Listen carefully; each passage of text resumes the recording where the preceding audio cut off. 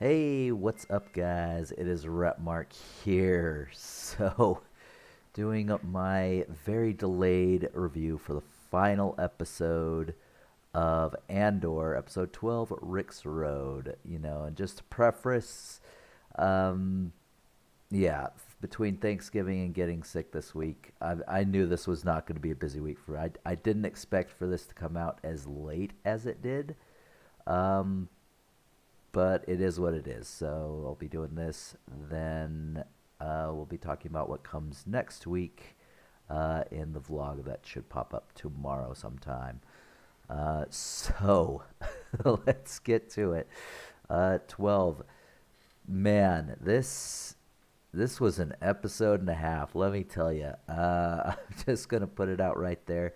This is a solid 10 out of 10 episode in that it ties up so many things like how many shows do you know that usually they come and then after a season, they just have these cliffhangers and these plot threads that just sort of hang out there and aren't really tied up in the end. And that's how they continue because they don't really know how to end something, which is unfortunate and annoying, especially when a show is canceled. But this one, yeah, even if season two wasn't greenlit, like this has been a solid series that I've actually loved. But we'll get into that in a minute. So let's start with Rick's Road. Um, Again, 10 to 10 episode in my opinion. Because again, just of how it tied up everything. It deals with Cassian and Ferrex, the whole Marva's funeral, uh, ties up things with Bix. Then you have Deirdre and Miro, and what's his name? Cyril. Yeah, Cyril. Well, I expect him to have a much bigger part in the second season. It did tie up his in at least a satisfactory way. Um,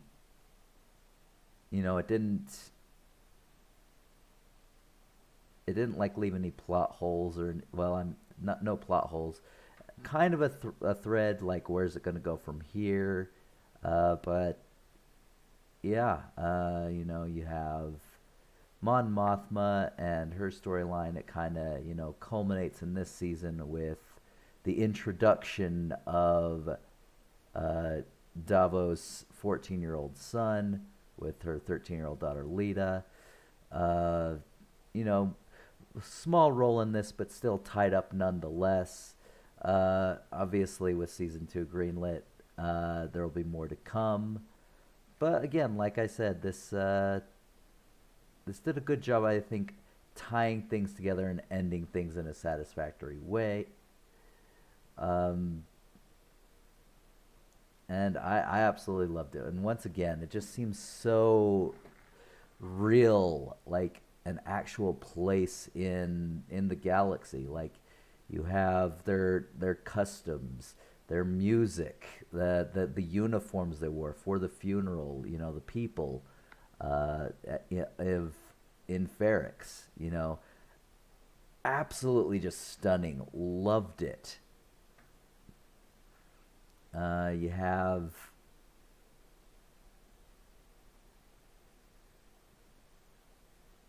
yeah, just yeah, I was impressed. So again, to get into it, I've already rated it. So yeah, Cassian obviously he returns to view the funeral, and the Miro and the local garrison. They like the local garrison that never grants the permission, whatever. She says yes, grant the permission for only 30 people, and then because the daughters of Ferrex pressed, they allowed 40 people.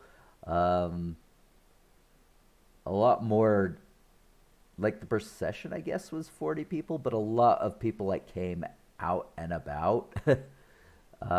And man, there were a ton of people. Like yeah, that place was filled with people. Um, But anyway, the whole plan is to use that as a window to um, capture Cassian so that they can find Axis, which is what they're calling Luthen. Um, and also using this because they know what's going on. Vel and Cinta, they are planning, and Luthen shows up as well, planning to use this ambush as a way to kill Cassian in the confusion so he doesn't spread any secrets. So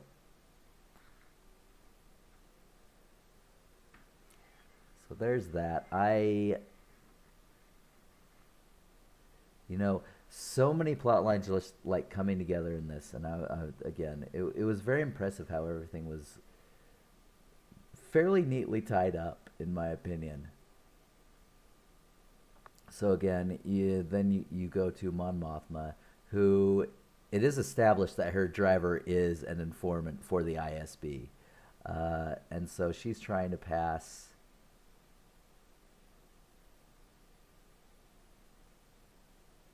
off. I guess what she's trying to do is pass off her debt.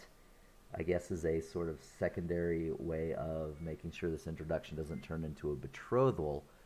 But anyway,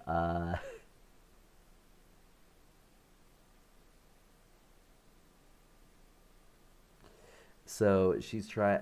My guess is it's implied, but it's not specifically said that she's trying to cover up, I guess, the sort of missing credits as her husband is gambling on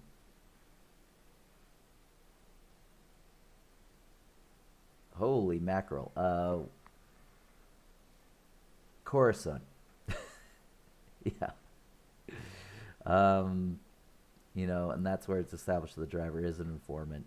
Uh, and then from there it goes to, Lita being introduced to Davos' son, and that's sort of where it sort of leaves off there. So a little bit of a thread there, but for a season, like, again, I would have been satisfied with that. We'll see where it goes, because that with season 2 greenlit, it's going to go somewhere. So we'll see how that plays out. Anyway, like, again, and we go back to the funeral, and again, once again, like, when they started, it's this, they're tuning all these instruments, and they're actual instruments, but just with little doohickeys and stuff like that. What they do with most of the tech of Star Wars, they take things that exist and they just sort of modify them to look a little more futury, spacey, different, whatever. But yeah, it sounded really cool.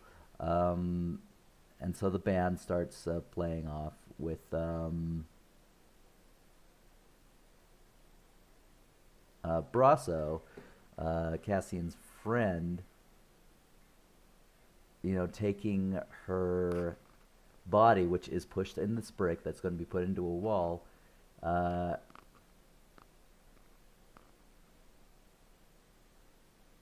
carrying, what the heck is her name? Marva's remains. So before this, though, Cassian does arrive. He runs into a friend, and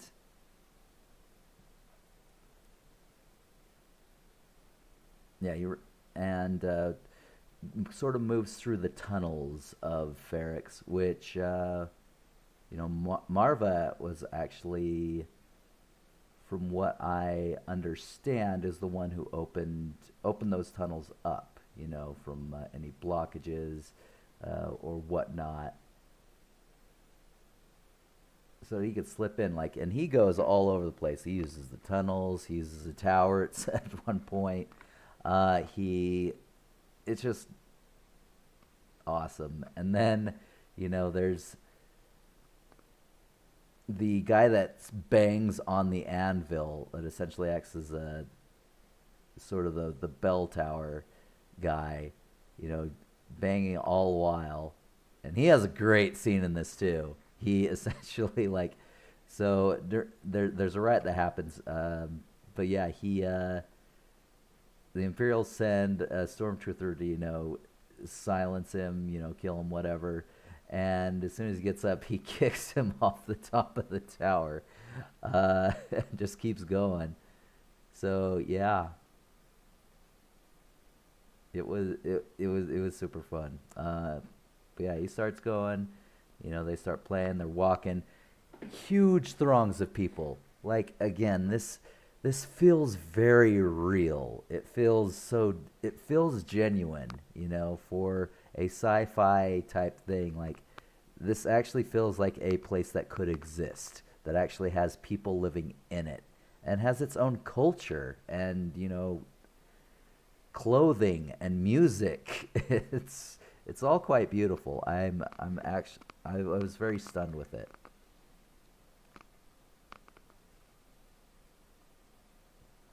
All right. So why? And then so we also go to Miro again, who was on Ferrex. She finds out that they have stopped Krieger's attack, but they killed everyone. They didn't take any prisoners, and Miro's very upset about that because again, they just see it as kill, kill, kill. The emperor's gonna get off our backs, and it sends a message, and it's just like, but you get no information. Again, it's just so.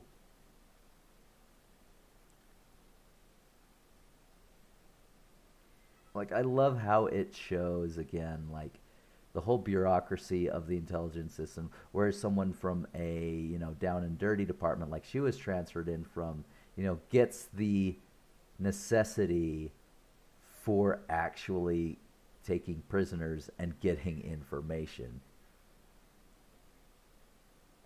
So there was that. And and so the funeral procession's walking down. They and B, her robot B, uh, essentially transmit her last message in her, you know, in sort of a formal attire, about how they've been sleeping because the empire comes, and they visited originally, as it shows with the death of Cassian's father, and then I guess they left, and it was sort of a local corporate type security company that took over. But then with them gone, the Imperials are back, and they're back in force. But yeah, that she had been sleeping because they had each other, they had their work, they had everything, and they ensured that the Empire's engines would keep running, and stuff like that. And very, very great monologue, like absolutely great monologue. Um, and she essentially is just like, screw the Empire, fight them. If I could go back and do it again, I would have fought them from the very beginning, because essentially it's like this cancer that's growing, and they need to do something about it. And what sets it off is, the Imperial officers are just like, wait a second, and one of them like tries to block the message by covering it with his coat, and then he kicks B over and essentially just gets knocked by Miro's body at this brick by Brasso, which starts a huge like riot. People are fighting, um, and again, it's a massacre. Like they don't have weapons. They didn't expect it to go like this. Uh, But yeah, I mean, a few people get like it panics the Imperials because again, the whole city has essentially been turned against them. But yeah, they kill a lot of people. They shoot a lot of people. They beat a lot of people. They're carrying people away. It's really brutal. Like I was surprised. It was crazy. But yeah, in the confusion, Cassian goes to the hotel and rescues Bix, and there's only one soldier left in there, at least through the route he took, and it shows it like he flips him over and then shoots him in the chest. Like I don't know how many times you'll see people fighting people and just like they throw them over and that's it. They're either out for the count or they're dead. Um, but yeah, no, this one didn't fool around. It was very deliberate that it's just like, okay, first I gotta disable you, but then I gotta make sure you're dead, and blast him right in the chest. And that's the level of writing again in this show where it doesn't take anything for granted. It doesn't treat its audience like it's stupid. It ties everything very well together, and it has stuff that makes sense, like that. Even if it's small stuff, like again, him killing a stormtrooper. Was it a stormtrooper? I need to go back. It was an Imperial of some sort. We'll say that. Um, and yeah, so also in the confusion, Luthen and Cinta and Vel are moving forward. At some point, a spy for the ISB it tries to stop Kinta, and she literally just cuts him like a fish. And yeah, it's it's just a super confusing. Anyway, she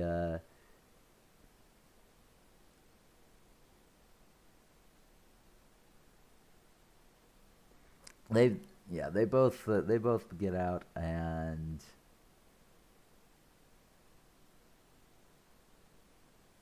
during the ride also, again, Miro is hit on the head by something. It knocks her down, sends the weapon out of her hand, and she essentially gets overrun. The rioters are picking her up to take her away somewhere to do something to her.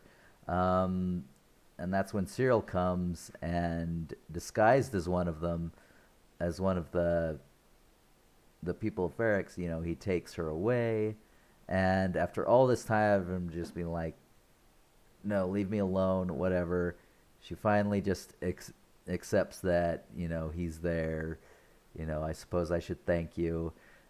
It was kind of a weird, not a bad weird, but an intriguing weird way that they sort of ended off. Like, is this like, are the two of them going to start working together now, or is this like some sort of weird romance interest? I have no idea.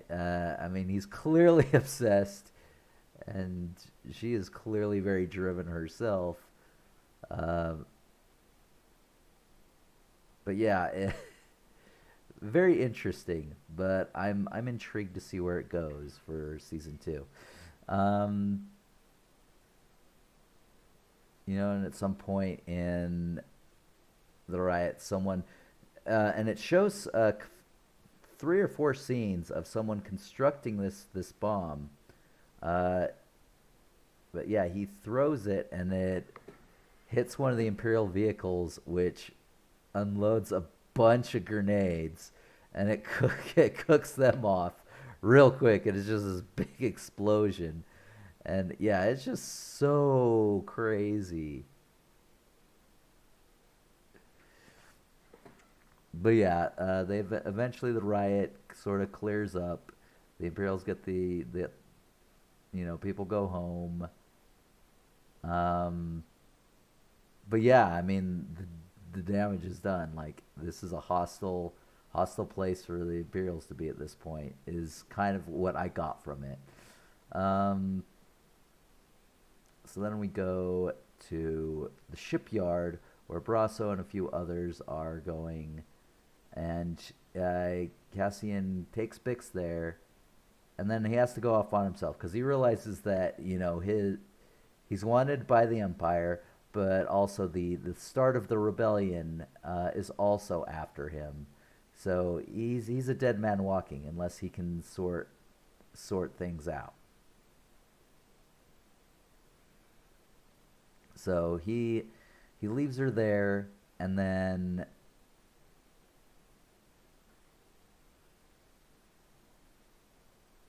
tells them to take her somewhere safe. And then Luthen returns to her ship where they're gonna go. Something's wrong. Cassian is there, and he's just like, "You came here to kill me." And Luthen says, "Yes, you don't make it easy."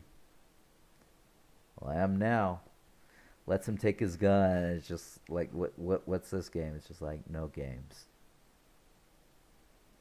Either kill me or take me in. And that's what it is. And Luthen smiles. So, obviously he takes him in because this is the prequel to Rogue One. But yeah, I mean, beautifully done. Love the interaction, especially between those two. It was because it's just him essentially saying, it's just like, I'm all in. So either I'm drawing a dead hand and you don't see any use for me and I'm dead, or you see some use in me.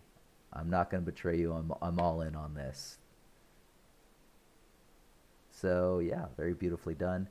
And then stay around for the credits, because there is a post credit scene on this. So droids are assembling the machinery that was produced during the prison scene, or prison, arc. And essentially what all those ranks are the firing dish of the Death Star.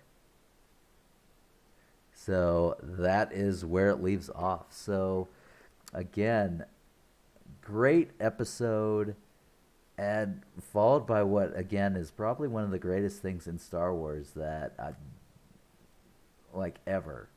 And this is including The Mandalorian. Like, I love The Mandalorian. I think it's a great show.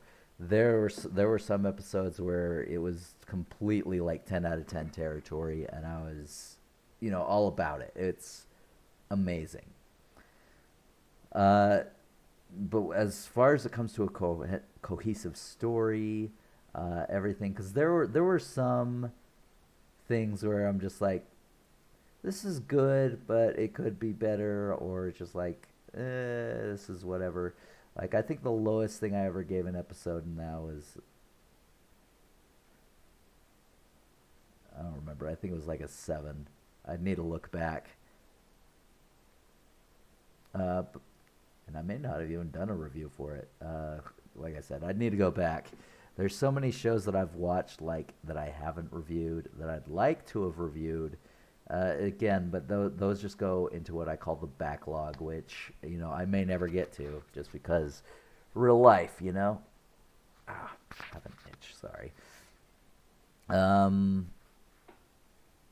But yeah, just the way everything concluded, actually ended. And yeah, of course, some things could go on, but again, if this series was all there was, it ended satisfactorily. It told the story it wanted to tell, and while you could go on with some of the plot points, it ties things up with people in a way where it's just like you're satisfied, And I'm glad that season 2 got this is one of my favorite things, because again, it is drawn with love, with care. People respect the lore. Like, I hope this team comes together again and works on more Star Wars stuff, because at the end of the day, like, this show has some of the most real elements in it of any Star Wars I've ever seen. And it's kind of crazy because you have you would expect the movies to sort of be that sort of launch pad, and then shows to build upon what the movie set up, and for obviously the original trilogy that started the whole thing in motion. Sequel trilogy, I did not like it first. I like it better now. I kind of get it. It's grown on me. I don't think it's its best content, but it's not terrible. I just think they've made some mistakes and choices in terms of everything, but a lot of stuff was built upon, and then the sequel trilogies were just awful. I really want to forget that those ever happened because they were just so bad. So bad. And I know that's not a universal opinion, but I am one of those that were just like, these movies are bad. They screwed over characters, they screwed over lore, and they screwed over a lot of things in those movies. But yeah, I mean, some of the shows, like, again, The Mandalorian, and now Andor, which, again, I never thought. Like, I remember listening to the review or reacting to the trailer when it came out, and I do remember doing that and saying it's just like, it looks cool, but I mean, Andor, like, what's that? And I was not very thrilled about this. And you know what? I was wrong. This is probably the best Star Wars I've seen in my lifetime, to be honest. And I hope that this team again comes together and makes more stuff. But yeah, I loved how unique they made all these planets seem. You only saw a few, Prison Planet, obviously, and that's what it. But I mean, you had Aldani, you have Ferrix. I mean, and all these worlds, while they may be similar, like they all have their different sort of things, uniforms, music, the vibe of these planets, and it's yeah, I'm very impressed with how much care and love went into this, and I hope it continues, and I can't wait to see where this series goes. So where would I give this series? Uh, Most of all, I mean, looking back, I may have been a little overcritical on some of these because I gave a lot of nines. I know I gave a couple tens. I think there was one.